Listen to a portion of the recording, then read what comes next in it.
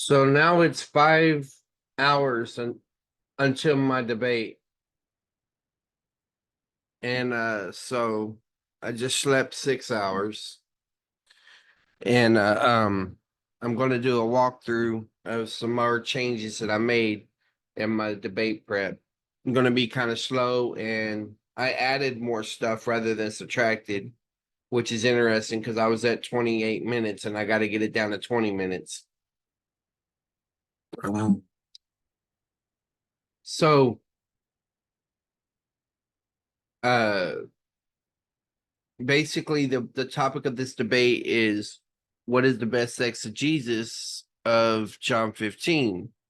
And I'm going to argue that my free grace view of John 15 is the best exegesis. I mean, I'm not just talking about free grace, I'm talking about my particular view that I'm putting out there. But of course, I'm not saying I may not consider other views in the process. So the question is, why are we debating John 15? That's a question that needs to be answered and explained. Then the question of what is the best exegesis of John 15 can be answered. Furthermore, the question that Dan Chapa should answer is, what does this passage say about perseverance of the saints? And what does this passage say about apostasy? Because those are the two issues that Chapa disagrees with free grace on. And then I wrote, why is this passage not compatible with free grace theology? Furthermore, what is informing these decisions about perseverance, apostasy, not compatible? What's going on there? In other words, why is free grace theology wrong based on this passage? These are the questions that I hope to get answered from Dan Chapman. Now, as a reminder, how this all unfolded, I debated Church of Fan on perseverance. And in that debate with perseverance, he went First John, I focused on Hebrews. So then Dan Chapa came back and did a warning, debated me on Hebrews warning passages. After that, that led to a 2v2 with Eli and I debating them. And that related to First John and other things like that, which led to the recent doubleheader of wherever I debated Turtafan on First John. And then in the midst of that debate with First John, it was surfaced that John 15 is informing their understanding of First John. So the term "what is the best exegesis" is very tall order. I mean, I usually argue that exegesis cannot be done unless it's done in the original language. And so these are one of these is from Zuck, the other's from MacArthur, two charts that I use to show the role of exegesis as it relates to biblical theology, systematic theology, and other things like that. Whenever I took the theology proper, a theological method, this is a chart that I made to explain the distinctions here, the difference between basically exegesis, biblical theology, and systematic theology. I will be engaging in biblical theology, not just exegesis.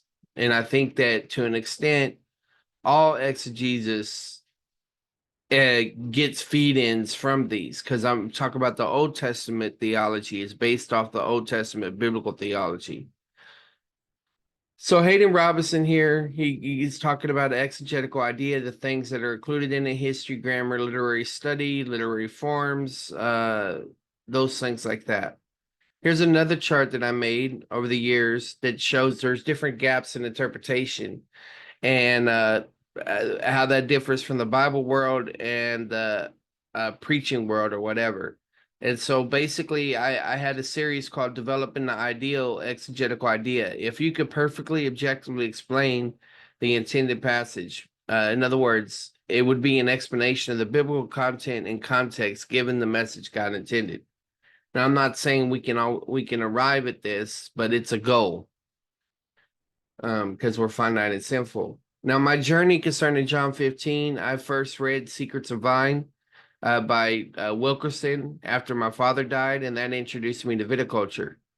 I also took horticulture. I didn't put this on here. I took horticulture in 2005. So that added an additional layer to things. Need to put that in here. Um, 1 second. Then in 2008, I started learning intermediate Greek. Mounts his graded reader, which he now makes videos from. Then you could see how he does with all that. But anyway, the second exercise in that book is over John 15. In 2009, I became explicitly free grace. 2010, I was reading journal articles in the Biblioteca Sacra concerning John 15. In 2017, I read other literature in between them, but 2017, I was at my one and only GES conference regional, and Gary Derrickson was speaking on viticulture, and he talked about the season distinction, meaning that the lifting up was in the spring, and then the burning of the branches was after harvest, 2 different time periods, and it has implications for our passage. In 2018, I was teaching Bible study methods, and I used John 15, and Dan Chapa and Turtafan reviewed that video in preparation for this debate. 2 years ago, SFT and I did a thing on John, and then it opened up for panel discussion. And then 1 year ago, we did another panel discussion on John 15, and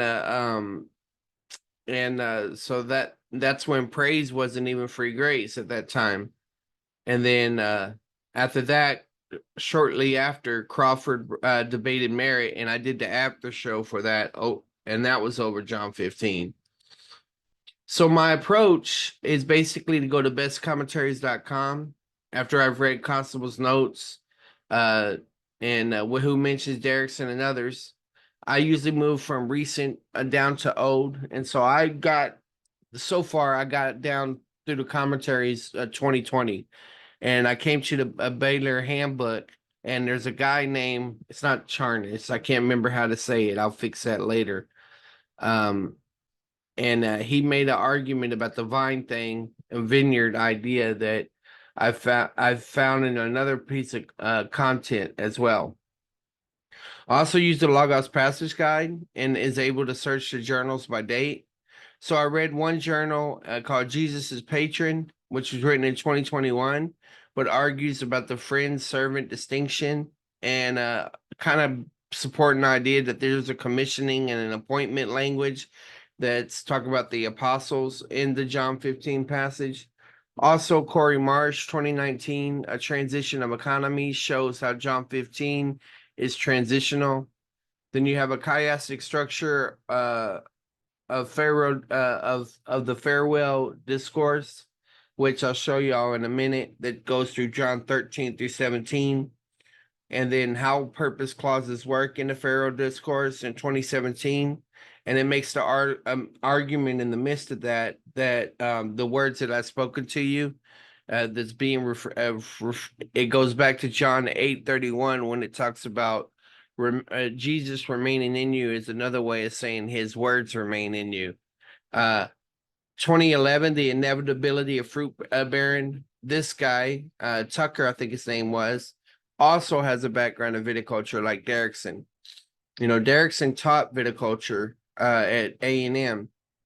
Derrickson Viticulture, 1996 is the next one. Then Abiding is Believing by Laney, 1989.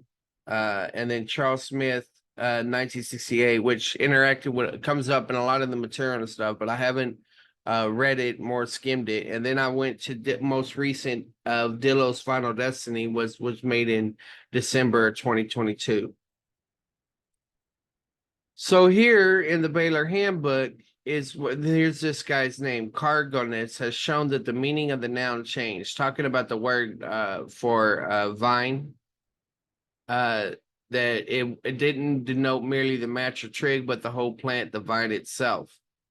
And also the argument is that omphalos, and it's not in this slide, omphalos can refer to the plotted land as well.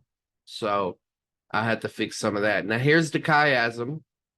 And the way a chiasm works, you see where this arrow is? That shows you the center of the section. So the vine and branches teaching produces a community of mutual love. This structure right here supports what Chris Morrison was talking about last time. And what you'll see here is this is the context after Jesus gathers them in the sense of, the Lord's Supper, the prediction of the denial, that Jesus's departure is tempered by assurance of the Father's power. Then the promise of the Parakletos is given, the advocate, and then they're going to have trouble in the world, and then the issue of the vine thing. Then, following going back out, troubling, encountering the world, the promise of the Parakletos mentioned again, Jesus' departure by assurance of the Father's power, prediction of the disciples' denial, and a departing prayer. And so this emphasizes that, look, the thrust of this passage is about encouragement. I don't think it was primarily about given threats of hell. Some have argued that Judas may be in the backdrop, and Jesus is warning about Judas or telling what happened to Judas, but I don't think it's the primary idea. Okay. Now, concerning the Pharaoh discourse, all the places where it says these things I have spoken to you, it divides up into 6 different ways. And so basically this section 15, 1 through 11, with that division in mind, focuses on joy, which shows the correspondence, the connection between this section and First John. Here's some more of those that are dealing with that. Now, here it says in particular, the question is, how will the disciples remain with Jesus? And what does it mean for Jesus and the Father to come to him and make our home with them?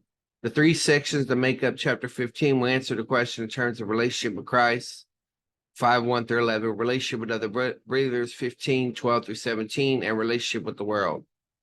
Okay, so we got there. Now, another thing that whenever I talk about the patron idea, the language of friends is like friend of the king and friend of Caesar, that type of language, sort of like the Suzerain Vassal language treaty, but this is talking about client stuff.